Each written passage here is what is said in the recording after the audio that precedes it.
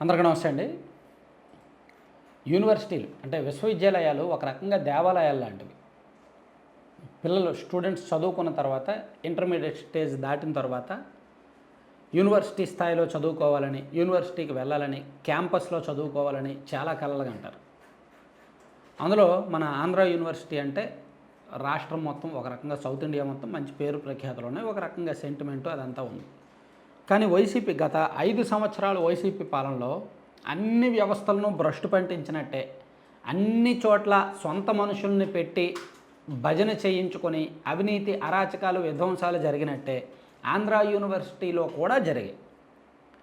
ఆంధ్ర యూనివర్సిటీలో నాకు ఇప్పుడు కాదు సమాచారం, వైసీపీ అధికారంలో ఉన్నప్పుడే తెలుసు. కాకపోతే అప్పుడు మనకి చెప్పే స్వేచ్ఛ లేదు కాబట్టి చాలా విషయాలు నేను చెప్పలేదు. అప్పట్లో 2022, 23, 24 ఈవెన్ మొన్న ఎలక్షన్స్ ప్రచారంలో కూడా చాలా అరాచకాలు చేశారనమాట. సో అక్కడ వీసీ ప్రసాద్ రెడ్డి గారు జగన్మోహన్ రెడ్డి గారికి వీర విధేయుడు, వైఎస్ఆర్ కాంగ్రెస్ పార్టీకి ఫక్టు కార్యకర్త.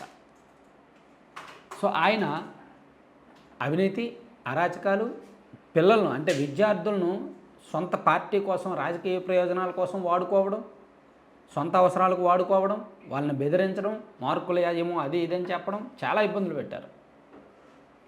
ఈరోజు యాక్చువల్లీ గంటా శ్రీనివాసరావు గారు, భీమిలి ఎమ్మెల్యే గంటా శ్రీనివాసరావు గారు, అనకాపల్లి ఎంపీ ఆయన సీఎం రమేష్ గారితో సహా స్థానికంగా ఉన్న ఎమ్మెల్యేలు ప్రజాప్రతినిధులు కొంతమంది ప్రెస్ మీట్ పెట్టి ఏయూలో జరిగిన అక్రమాల మీద విచారణ జరిపిస్తాము, చాలా అంశాలు ఉన్నాయి, చాలా చీకటి కోణాలు ఉన్నాయి, వాటన్నింటిని బయటికి తీసుకొస్తామని చెప్పారు.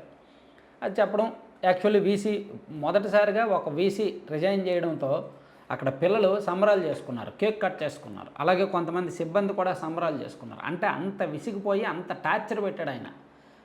స్టూడెంట్లందరూ అంత విసిగిపోయారు ఆయన మీద.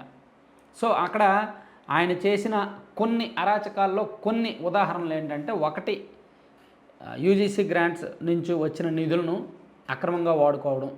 ఇది భారీ స్కామ్, చాలా పెద్ద స్కామ్ అంట, కోట్లలోనే వ్యవహారం ఉంటుందంట. ఇంటర్నల్గా కొన్ని లాబింగులు చేసుకొని మన రాష్ట్ర ప్రభుత్వ పెద్దల ద్వారా కేంద్ర మానవ వనరుల శాఖ యూజీసీ వాళ్ళని లాబింగులు చేసుకొని వాళ్ళ దగ్గర నుంచి నిధులు తెప్పించుకొని గ్రేడ్లు ఇప్పించుకొని నిధులు దుర్వినియోగం చేశారని, భారీ ఎత్తున అవినీతికి పాల్పడ్డారనేది ఒక పెద్ద ఆరోపణ.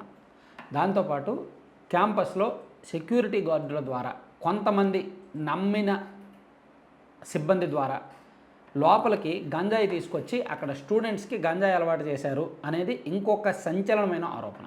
ఇది ఆ స్టూడెంట్స్ నుంచే యాక్చువల్లీ మనకు ఎప్పుడో ఇన్ఫర్మేషన్ ఉంది. 1 ఇయర్ బ్యాకే అక్కడ స్టూడెంట్స్ కొంతమంది మన సబ్స్క్రైబర్స్ చెప్పారు. కాకపోతే సెన్సిటివ్ విషయం, బయటికి చెప్తే ఖచ్చితంగా గందరగోళం అవుద్ది, ప్లస్ ప్రభుత్వం కూడా డిఫెన్స్లో పడుతుంది, మనం కూడా సోషల్ మీడియాలో ఉన్నాం కాబట్టి అంత కరెక్ట్ కాదు, బయటికి చెప్పడం అంత కరెక్ట్ కాదు, వైరల్ అయిపోద్ది అని నేను మనకు ఇన్ఫర్మేషన్ ఇచ్చిన వాళ్ళకి కూడా పక్కా ఎవిడెన్స్ కావాలి, నాకు వీడియోలు ఫోటోలతో సహా కావాలి, అవన్నీ వస్తే నేను ఉన్నత స్థాయిలో ఫిర్యాదు చేయడమో లేదంటే హైకోర్టులో పిటిషన్ వేయడమో ఏదో ఒకటి చేస్తామని చెప్పా. కానీ అంత ఆధారాలు అయితే రాలేదు.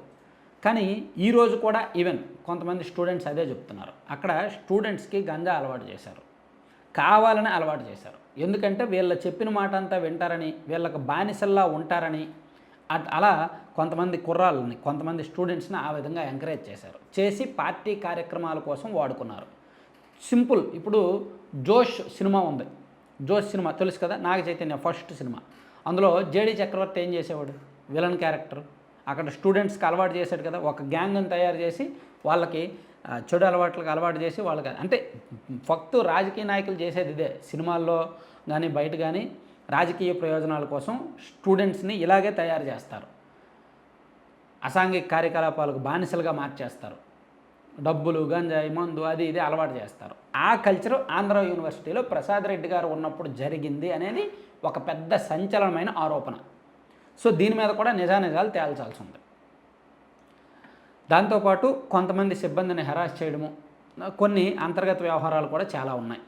సో వీటన్నింటి మీద కూడా దర్యాప్తు జరిగితే, వాస్తవాలు బయటకు వస్తే అక్కడ స్టూడెంట్స్ భవిష్యత్తు బాగుంటుంది.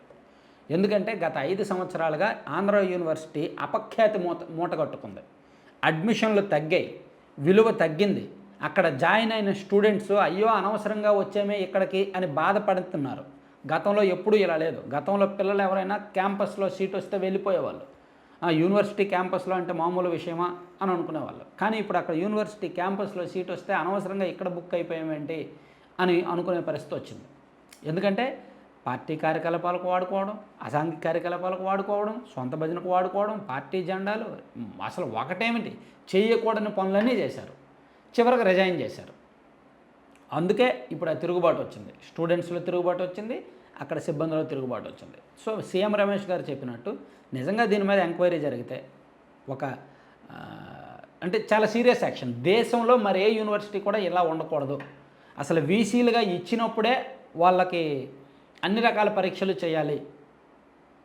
వీసీలుగా నియమించినప్పుడే వాళ్ళకి అన్ని రకాలుగా చూడాలి. పొలిటికల్ ఇంటెన్షన్స్తో రాజకీయ నాయకుల భక్తులను వీసీలుగా నియమిస్తే ఇలాగే ఉంటుంది. పైగా అడ్డగోలు వ్యవహారాలన్నీ కూడా. ఈ అంశం మీద మీరు కామెంట్ చేయండి. ఈ ఆంధ్ర యూనివర్సిటీని ఏ విధంగా ప్రక్షాళన చేస్తే బాగుంటుంది? ఆంధ్ర యూనివర్సిటీ ఒకటే కాదు, రాష్ట్రంలో ఉన్న ప్రతి యూనివర్సిటీల్లో కూడా ఇలా జరిగాయి. కాకపోతే ఇందులో ఇంకొంచెం ఎక్కువ జరిగాయి. కాబట్టి దీన్ని ఏ విధంగా ప్రక్షాళన చేస్తే బాగుంటుంది? మీ అభిప్రాయాలు ఏంటనేది కామెంట్ చేయండి. Thank you.